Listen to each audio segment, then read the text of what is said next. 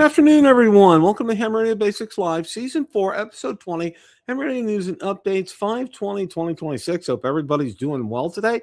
Cooley, good to see you here. KR4, welcome. Thank you for stopping by today. You can see I'm wearing my, today we're going to be talking about Field Day. It's coming up in June, and it's the next big event on the Ham Radio calendar for the year. So we're going to spend some time talking about that this afternoon. Hope everyone's doing well. And if you had a chance to go to Hamvention, hopefully you enjoyed yourself, had a good time, didn't spend too much money, have a little bit of money left over from it, and have had a good experience. From what I've seen, everybody that's gone has done that. So we're just going to kind of dive right into it here today. Cooley, welcome. Good to see you. Gary, welcome. Thanks for stopping by today, guys. Let's go ahead. Let me go ahead and start sharing here. There we go. All right. And here we go. Top 10 facts about ARRL Field Day. Emergency preparedness, portable operating, public outreach. That's pretty much describes what it's all about. Now, Field Day brings operators, clubs, visitors, and local communities together to show what amateur radio can do. Thought part radio event, part community demo. And it really kind of is. And there's some picture of some gentlemen that are setting up a temporary tower in a field right there. And it's really a great showcase for individual clubs. And it couldn't be more appropriately titled. It's a Ham Radio's biggest open house weekend. It really is. It really invites the general public to come and be a part of this, to take a look at us, to see what we're doing. But at the same time, it serves a great purpose as well, too, which I think is great. And it's good to have this at larger parks because it allows more people to be able to come together, and allows you to do more things, like you can see right here. It encourages operators to be able to set up temporary towers when you're doing this. And, ingenuity is off the charts during times like this. And I think it's really good. And it's a real good way to help introduce people to what ham radio is all about. And I think a lot of people first find out what ham radio is all about by coming to a field day. So let's go ahead and take a look at the next slide here. ARRL Field Day is always held on the fourth full weekend in June. Thought mark the calendar early. Yeah, and do mark that. I mean, it's 2026 Field Day is June 27th to 28th. And it's incredible how fast that comes when you think about it from year to year. And especially if you don't mark it, next thing you know, it's May, which it is, and we're about a month away. So yeah, definitely have that, get that on your calendar early and mark it. Especially, everybody has Hamcation, Hamvention or on their calendars, I know, and have this marked on there as well too. Now, a lot of times, depending upon, some clubs choose not to participate. All right. And that's fine, but a lot of them do. And make sure that if your club doesn't do it, that you can find one that does get out there and participate and get active and get involved with it. Okay. The event runs from 1800 UTC Saturday through 2059 UTC Sunday. Thought up to 27 hours of operating time.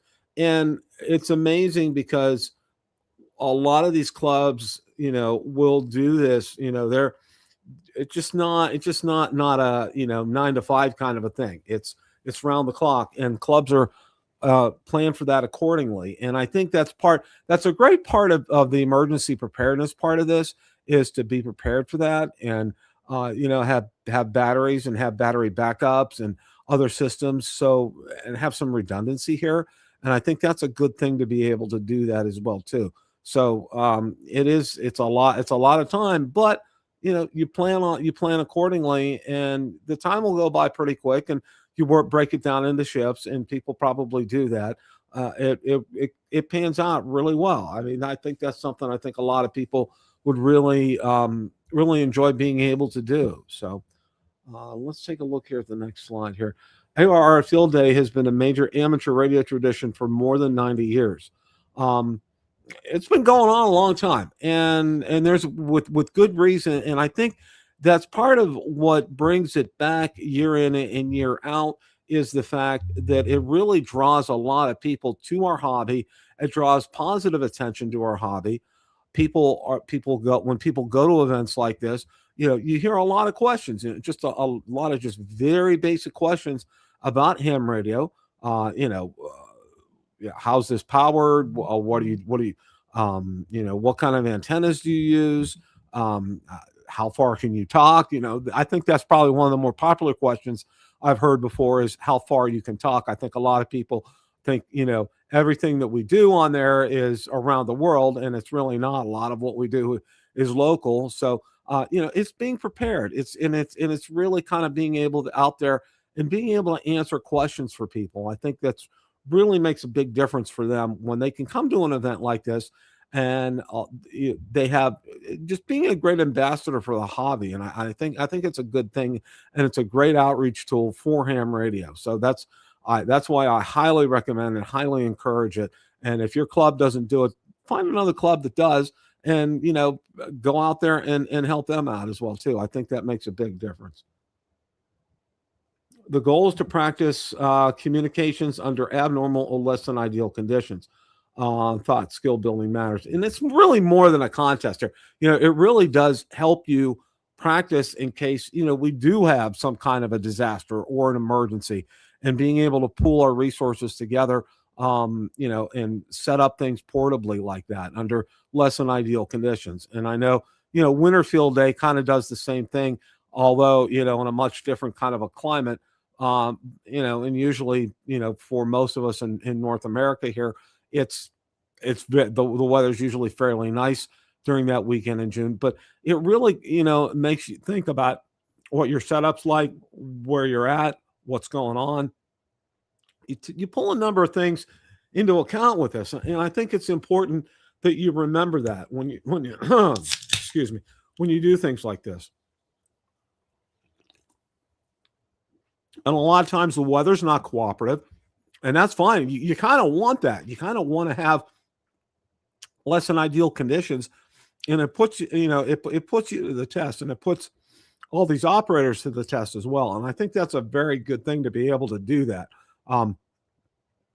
You find out real quickly, how well how well your batteries have been charged, how well your other power sources have been charged, how well your solar power charging is going if you have that available. I mean, it really adds really puts a lot of stress to what you have there.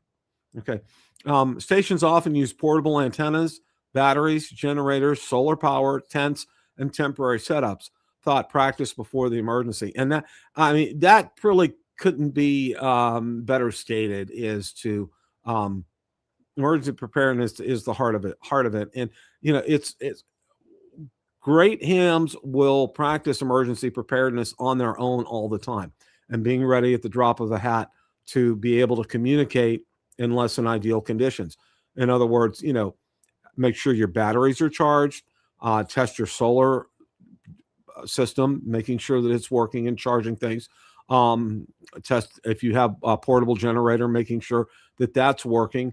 Having a tent and some outdoor gear, making sure you pull that out, it's working. There's no leaks and things like that, and that they work.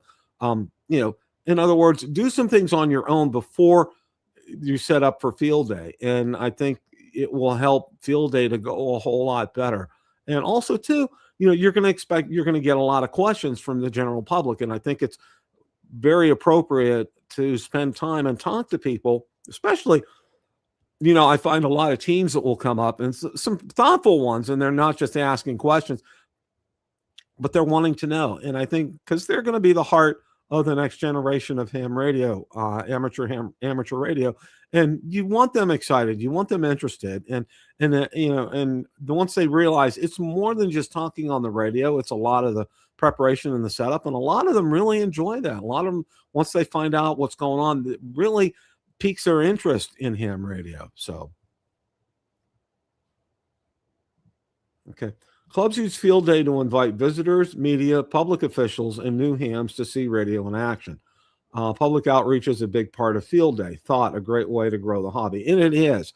Like I said, I just mentioned, it really brings in a lot of people, and not only just the youth, people in their 30s, 20s, 30s get interested in it as well, and it sparks an interest with them. And I think it's also really good as well to be prepared to answer questions like, answer some basic questions. Well, there's 3 levels of licenses, be able to explain that, and also to how to study for your exams. Okay. There are numerous methods to be able to do it.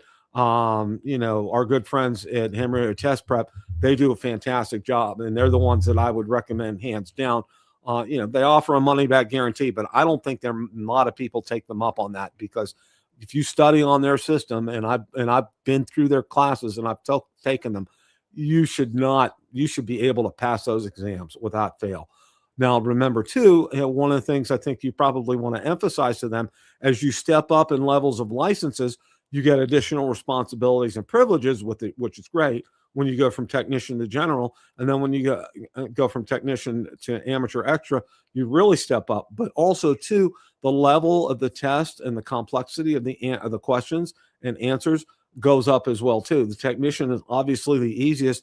As you go to general, it gets more difficult. You get the amateur extra, you really got to study. It's just not one of these. I know a lot of hams go in and they'll take maybe 2 tests at the same time and pass both of them, like the technician in general, which is fine. But going in and trying to take the general and the amateur extra, that's really going to kind of be difficult. But you need to explain this to people so they can have an idea of what it's like, but also have them know that, when you're a technician, these are the bands that you can be able to use. These are the bands that you can't use, and same for general. And then for amateur extra, you're pretty much wide open with what you can do. And explain that to people, and that they understand that. Also, too, it's a good thing to be able to explain to them the licensing system and how that works. At a high level, don't get too detailed, but let them know, how long it works for. It's, every 10 years, all you have to do is go out to the FCC database or FCC website and renew. I know it's not as simple as that, but basically it is. And, every 10 years, it's a piece of cake to be able to do things like that. So, all right. Field day activities include 160, 80, 40, 20, 15, and 10 meters, plus 50 megahertz and above. Thought HF, VHF, UHF, and more.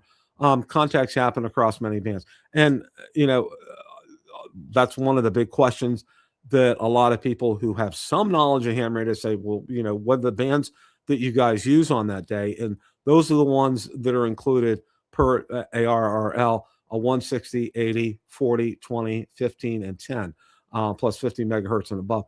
And you have to realize too, for example, if you're using some of those bands during the day, they're not going to be as cooperative because of propagation until the nighttime. So, or until it gets later in the day. So, and that's another good question that people will ask as well too.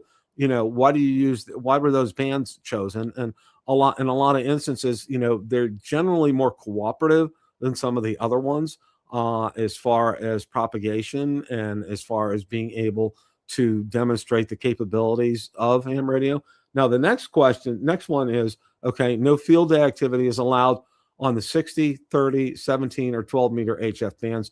Thought know the bands before you call CQ. Yeah. And there's, those are bands, not a lot of people, I'm going to be honest with you, those are bands that I rarely use or rarely touch. That's just the name of the game for me. I mean, I'm on 10 meters a lot, 40 meters a lot. I seem to have some good luck on with those, depending upon the time of day. I mean, and the other ones as well that are listed as well too. But you got to be careful with being able, when you get on and knowing what bands will work well during the day. And that's another thing that you can help try to educate and explain to visitors. These are the reason that we chose these bands. These other bands aren't as good during the day because of the way the atmosphere is and the way radio waves bounce off the atmosphere, and try to explain it to them in a way that they'll understand. Don't talk over their heads, because I think when you talk to them directly so they can understand it, that's going to draw them in, and that's going to pull them in all that much more. So and let's go ahead and look at this slide here. You can operate log contacts, help set up antennas, greet visitors, or simply stop by a local field day site. Field day is for the whole ham community, and a lot of people do that. I mean, there's a lot of people that are there. Wives of hams will be there as well too. They may be making some sandwiches, or brought some other food for lunch, or or have that available there to help out. Other people come, to help set up antennas. You saw in the first slide, some gentlemen were setting up a temporary tower there. There's all kinds of activities to be able to do during these days, and it really lends itself to a lot of great volunteer work that's done by these local clubs. And you'll find the clubs that are really successful are the ones that do well on things like on events like Field Day. They have an active community. They get out and they help, and they help promote the hobby, number one, and number two, they help each other. And I think that's probably one of the things that I want to emphasize the most is you want to, if you're looking for a good club, I would say probably a good bellwether is to go onto their webpage and see how they've done on Field Day and see what they do. The local club that I'm involved with, they're very active. They're very involved. They always have a great turnout. People from the community are welcome to come out there. They choose a great location in the area to do this. It's easily accessible to a lot of people. And, it's a lot of fun. And you see people in action, and you see other hams in action, which I think is fantastic. And you see people at your best. And that's one of the things about this is, you want people to come ask questions and to be able to answer them. And, and a lot of times this is what happens in this instance. You see, the best of ham radio on display here. And I really like that. I mean, I see a lot more cooperation than I do. I've gone to some regular, meetings as far as monthly meetings are concerned, and that can be a little bit contentious as far as that's concerned. But when it comes to events like Field Day, people are very cooperative. They want others to join the hobby. They want others to be active and involved. And it's a great way to do that. And of course, it all depends on who you run into. You can run into somebody that's absolutely fantastic, or you can run into somebody that's not having a good day. I mean, hopefully you can run into somebody that's really, really wants to share about ham radio, really wants to be able to, put on a good face as far as ham radio is concerned, and present it to the community. And everybody has their opinions. For example, for me, it's ham radio test prep. I think they're the best way to be able to prepare for it. A lot of people swear by the guidebooks that you can purchase those. There are other things to do. There's other online tools as well too. Whatever really works for you is something, ask around, and don't be afraid to engage like ChatGPT as well too. Ask them about ham radio test prep. Ask them about, books. What's the best way to help prepare to study for an exam like this? And ham radio test prep wasn't around when I took mine. I think it was called Ham Test Online is what I do. And I think they're still active. And the big reason I ended up using them was they rotated the pool of questions. So, when obviously you keep taking it over and over again, you didn't get the same set of questions every time. So you didn't memorize the answers per se. You knew the answers. And I did that for all three of them, and it really helped me. I mean, I did real well on the general. I think I only missed 2 questions on the general.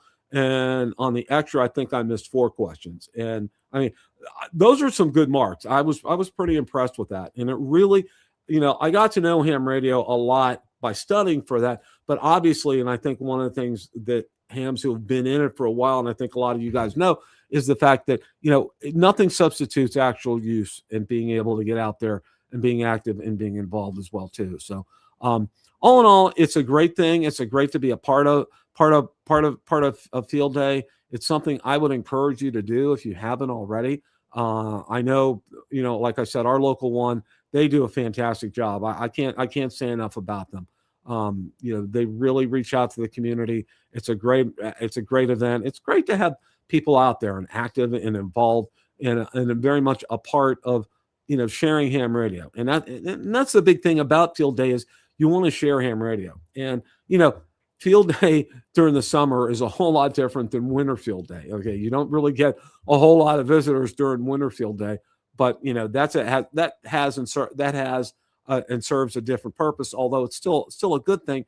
You want to be able, in winter field day, I mean, it takes on a whole new meaning. If you're here in Florida, it's not going to be like it would be, say, up in Pennsylvania or Michigan or Ohio. I mean, it's a whole different ball game as far as that's concerned. So, it is what it is as far as that's concerned. So hope everybody got a lot out of this today. I got a lot out of it as well, too. I mean, it's a great thing. It's great to be active. It's great to be involved. It's great to be a part of it. And I would highly encourage you, if you've never gone to one before, go to one and get involved or just participate, walk around, ask questions, even as a ham. Go to other ones out there. Not necessarily your clubs. I've done that before, and more often than not, hams are some of the friendliest people in the world, and it's really great to be able to walk up to other ones, ask them questions. How long you guys been doing this? You set up that tower. Wow, that's great. Does somebody keep that tower normally? Just ask around. I think that's a good thing to be able to do that. So hope you guys had a great time, that you enjoyed this today. And as always, guys, remember, it's a great day to make a QSO. Thank you all for watching. 73s, everybody.